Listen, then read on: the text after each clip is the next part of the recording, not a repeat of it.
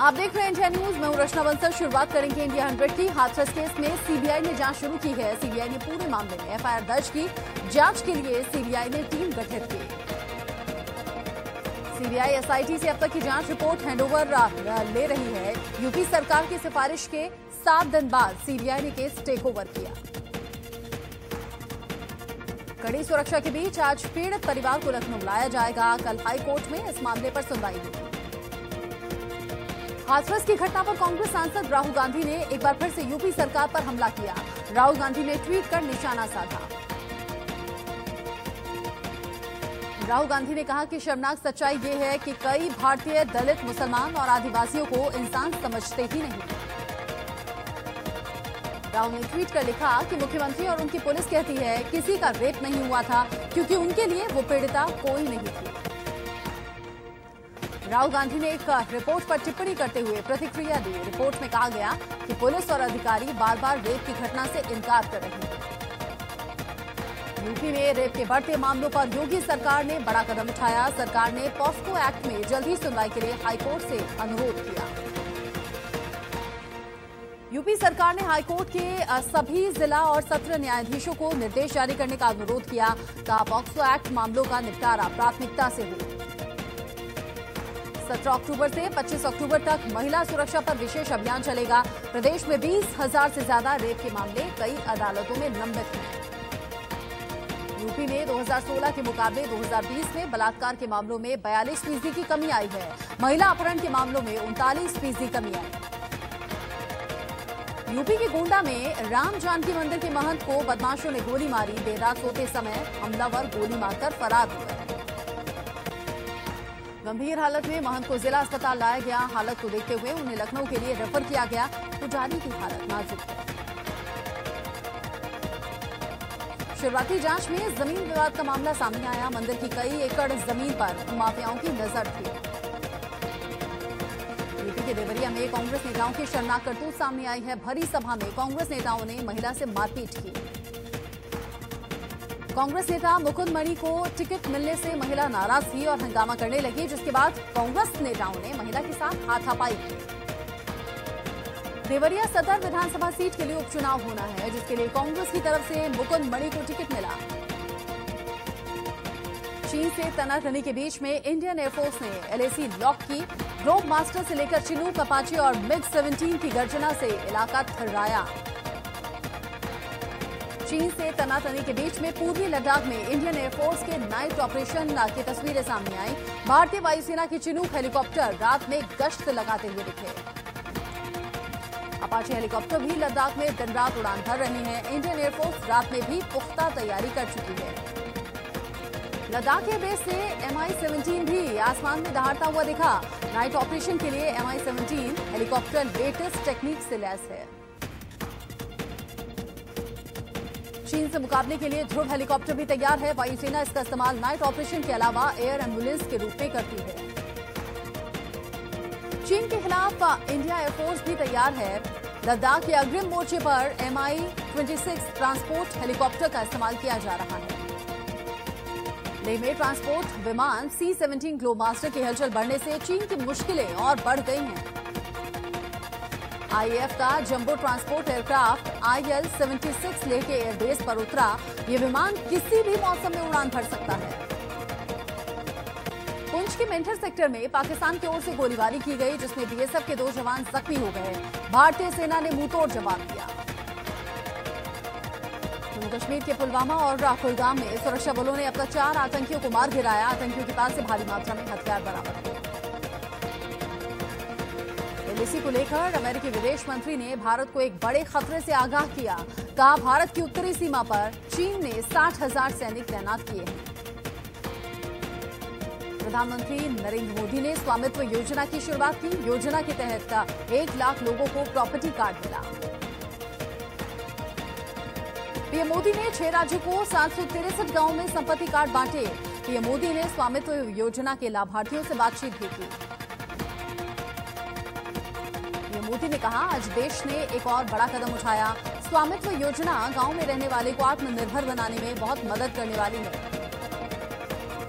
बिहार चुनाव को लेकर बीजेपी ने कमर कस ली है। पार्टी के राष्ट्रीय अध्यक्ष जेपी नड्डा आज गया में चुनावी रैली को संबोधित करेंगे। बिहार चुनाव को लेकर बीजेपी की केंद्रीय चुनाव समिति की बैठक हुई। बैठक में पीएम मोदी और गृह मंत्री अमित शाह मौजूद रहे। बिहार चुनाव को लेकर कांग्रेस ने अपने 30 स्टार प्रचारकों की सूची जारी की। इस सूची में पार्टी अध्यक्ष सोनिया गांधी, राहुल गांधी, शत्रुघ्न सिन्हा भी शामिल हैं। कानून व्यवस्था को लेकर कोलकाता में कांग्रेस ने प्रदर्शन किया। कांग्रेस कार्यकर्ताओं ने राज्य सरकार के खिलाफ जमकर नारेबाजी की। बिगड़ती कानून व्यवस्था को लेकर कांग्रेस के प्रतिनिधिमंडल ने पश्चिम बंगाल के राज्यपाल से मुलाकात की। राज्यपाल को ज्ञापन सौंपा। आईपीएल सीजन 13 में आज 2 मुकाबले हैं। पहला मुकाबला हैदराबाद और राजस्थान के बीच होगा। दूसरा मुकाबला मुंबई और दिल्ली के बीच होना है। आईपीएल के 25वें मैच में बेंगलुरु ने चेन्नई को 37 रन से हरा दिया। 2010 के बाद चेन्नई के खिलाफ आरसीबी की सबसे बड़ी जीत है। चेन्नई के लिए अंबाती रायडू ने सबसे ज्यादा 42 रन और एन जगदीशन ने 33 रन की पारी खेली। आरसीबी के कप्तान विराट कोहली ने 52 गेंदों में शानदार 90 रन की पारी खेली। आईपीएल में कोहली की 38वीं 50 है। सीजन में चेन्नई सुपर किंग्स की टीम 7 में से 5 मैच हार चुकी है। टीम ने ओपनिंग मैच जीतने के बाद लगातार 3 मैच हारे। लक्ष्य का पीछा करने उतरी चेन्नई सुपर किंग्स की शुरुआत बेहद खराब रही। टीम ने 25 रन पर ही 2 विकेट गंवा दिए। बेंगलुरु के क्रिस मॉरिस ने 3 और वॉशिंगटन सुंदर ने 2 विकेट लिए, जबकि उडाना और युजवेंद्र चहल को 1-1 विकेट मिला।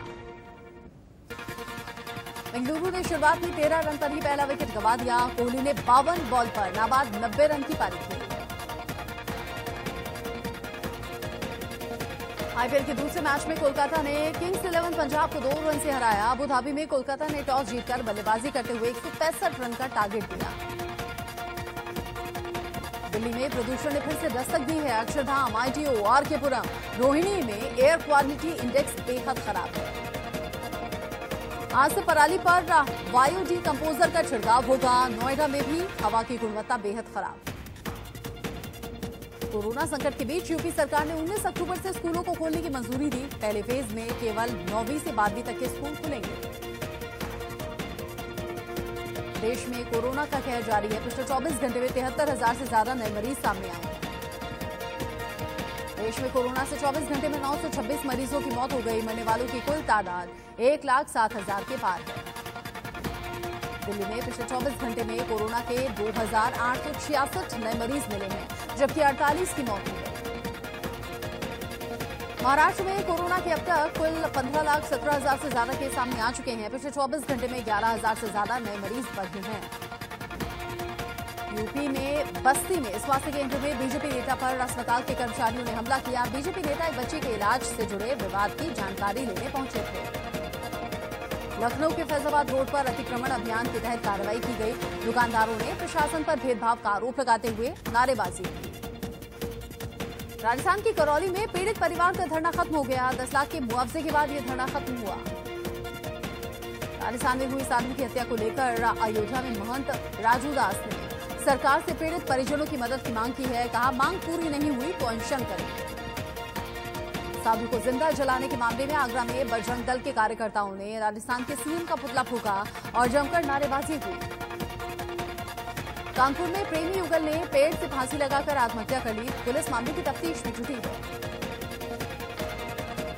राजस्थान के दौसा में एक शख्स ने नाबालिग से रेप की कोशिश की। पुलिस ने मामला दर्ज कर आरोपी की तलाश शुरू की है। वाराणसी के हॉस्पिटल में ऑपरेशन के बाद मरीज की मौत हो गई। मरीज के परिजनों ने डॉक्टर्स पर लापरवाही का आरोप लगाकर हंगामा किया। हिमाचल के ऊना में युवती से 3 युवकों ने गैंगरेप किया। पुलिस ने सभी आरोपियों को गिरफ्तार कर लिया।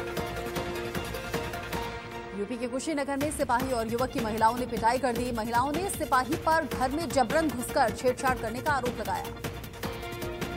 बुलंदशहर में बदमाशों ने दुकान में घुसकर दुकानदार की पिटाई की। पूरे मामले का सीसीटीवी फुटेज भी सामने आया है। सीतापुर में स्कूल की फीस जमा नहीं होने पर छात्रों को ऑनलाइन पेपर देने से रोका गया। छात्र के पिता ने स्कूल के सामने धरना दिया। गोंडा में एक शख्स का शव खेत में मिलने से हड़कंप मचा। शरीर पर धारदार हथियार के निशान भी मिले। फिलहाल पुलिस पूरे मामले की जांच में लगी हुई है। गाजियाबाद में एक दोस्त ने अपने ही दोस्त की हत्या कर दी। आरोप है कि युवक की पत्नी पर उसका दोस्त गलत निगाह रखता था। पुलिस ने आरोपी को गिरफ्तार कर लिया है। पटना में जीआरपी जवानों ने एक तस्कर को गिरफ्तार किया। तस्कर के पास से 18 किलो सोने और चांदी के गहने बरामद हुए।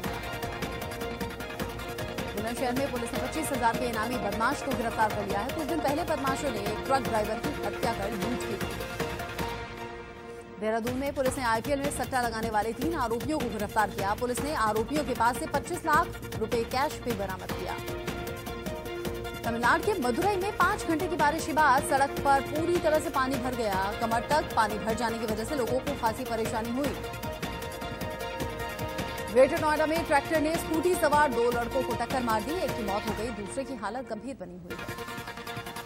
ऋषिकेश में एक जेसीबी ट्रक को नीचे गिरा दिया गया। जेसीबी को ठीक तरीके से नहीं बांधा गया था। जेसीबी मशीन गिरने से स्कूटी के परखच्चे भी उड़ गए। दिल्ली में एक अस्पताल के पास कार में आग लग जाने से अफरा तफरी मच गई। गनीमत रही कि इस घटना में किसी को नुकसान नहीं पहुंचा। जम्मू कश्मीर में डोडा के जंगल में आग लग गई। आसमान में दूर दूर तक धुआं दिखने लगा। आग पर काबू पाने की कोशिश जारी है। सीतापुर में तेंदुए ने गाय के बच्चे को अपना शिकार बनाया। इलाके में हड़कंप इस घटना के बाद मचा हुआ है। तेंदुआ अब भी वन विभाग की पकड़ से बाहर है। हिंदुस्तान पेट्रोलियम और बेंगलोर रिफाइनरी कंपनी का विलय जून 2021 में होगा। 2050 तक भारत जापान को पीछे छोड़कर विश्व की तीसरी सबसे बड़ी इकोनॉमी बन जाएगी। मेडिकल जर्नल लेंसेट की रिपोर्ट में इसकी जानकारी दी गई। नई दिल्ली से वैष्णो देवी कटरा के बीच चलाई जाने वाली वंदे भारत एक्सप्रेस 15 अक्टूबर से शुरू हो रही है। नवरात्र को लेकर ये ट्रेन शुरू की जा रही है। कोरोना की वजह से इस बार सितंबर में 2 व्हीकल मार्केट डाउन रहा। रजिस्ट्रेशन में पिछले साल के मुकाबले करीब 13% की कमी आई है। पश्चिमी फ्रांस में पर्यटक विमान माइक्रोलाइट एयरक्राफ्ट आपस में टकरा गए। हादसे में 5 लोगों की मौत हो गई।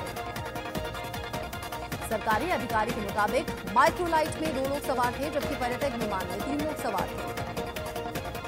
पिछले 15 दिन तक चली लड़ाई के बाद आखिरकार आर्मेनिया और अजरबैजान के बीच युद्ध विराम के लिए सहमति बन चुकी है। रूस की मध्यस्थता से मॉस्को में 10 घंटे तक दोनों देशों के बीच में वार्ता हुई। रूस के विदेश मंत्री ने बातचीत के लिए दोनों देशों के बीच में युद्ध विराम की घोषणा की। बेलारूस में राष्ट्रपति लुकाशेंको के खिलाफ पिछले 64 दिन से विरोध प्रदर्शन चल रहा है। लोग राष्ट्रपति के इस्तीफे की मांग पर अड़े हुए हैं। दुनिया भर में कोरोना से अब तक 3 करोड़ 73 लाख से ज्यादा लोग संक्रमित हो चुके हैं। 10,07,000 से ज्यादा लोगों की मौत हो गई है। अमेरिका में कोरोना से संक्रमितों का आंकड़ा 79,26,000 के पार है। मरने वालों की संख्या 2,19,000 से ज्यादा। कोरोना से ब्राजील में अब तक करीब 1,50,000 से ज्यादा लोगों की मौत हो गई, जबकि 50,73,000 से ज्यादा लोग संक्रमित हैं। मैक्सिको में कोरोना से अब तक 83,000 से ज्यादा लोगों की मौत हो चुकी है, जबकि 8 लाख से ज्यादा लोग संक्रमित हैं।